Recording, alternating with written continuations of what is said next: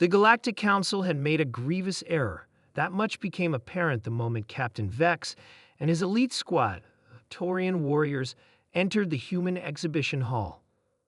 Earth was classified as a death world, a planet with such extreme conditions that its native species evolved under constant environmental stress. Humans were known for their endurance and adaptability, traits that had earned them wary respect among the spacefaring species. What the Council had not anticipated was how these survival traits would manifest in their cultural expressions. "This is art," Lieutenant Morax whispered, his four eyes blinking rapidly in distress as he stared at the human sculpture before them. The exhibition had been organized as part of a cultural exchange program. Each species would display its artistic achievements to foster greater understanding across the galactic community. The Taurians, with their reputation for fearlessness in battle, had been assigned as security detail. "They call it Renaissance sculpture," Captain Vex replied, forcing himself to look directly at the marble figure. Apparently, it's considered a basic form in their artistic tradition. The sculpture depicted a human male in apparent agony, muscles tensed, limbs contorted at impossible angles. The stone had been carved with such precision that individual veins seemed to pulse beneath the surface. Most disturbing was the face, eyes wide with what could only be described as suffering, mouth open in what appeared to be a scream. "What kind of species would consider this basic?" asked Security Officer Lorne, unconsciously stepping back from the display. Her tail, usually held high as a mark of Taurian pride, now curled protectively around her leg. The human curator approached, smiling warmly. Tom was his name, simple enough for the aliens to pronounce. He had been assigned to guide the Taurian security team through the exhibition before the official opening. "I see you're admiring our Michelangelo reproduction," Tom said cheerfully. "Beautiful craftsmanship, isn't it? The original was created over 500 Earth years ago. This is actually quite tame compared to some of our more modern pieces." Captain Vex struggled to maintain his composure. "Tame," he repeated, the universal translator failing to convey the proper meaning in his mind. How could a depiction of such obvious torment be considered tame?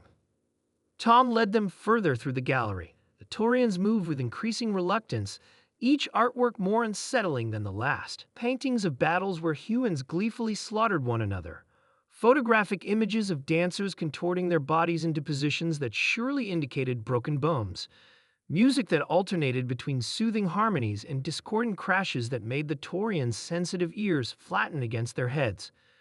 "And this," Tom said with particular pride, stopping before a small display case, "is what we call a kaleidoscope, a children's toy, actually.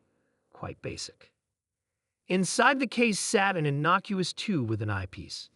The accompanying video screen showed what humans saw when looking through it: fractal patterns constantly shifting and breaking apart, an endless destruction and reformation of reality itself.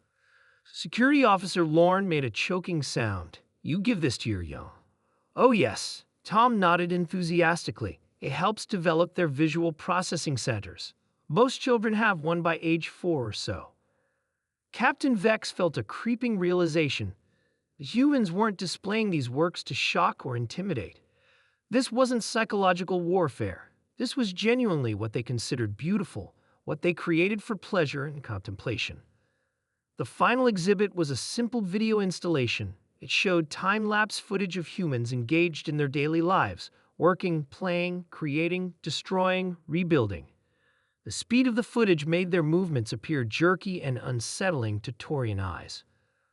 "What I find most fascinating," Tom explained, oblivious to the aliens' distress, "is how we can find beauty in both creation and destruction.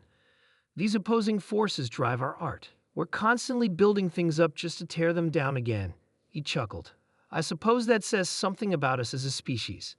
Captain Vex exchanged glances with his team. It said everything about humans as a species. Later, in his report to the Galactic Council, Vex would struggle to articulate what he had witnessed.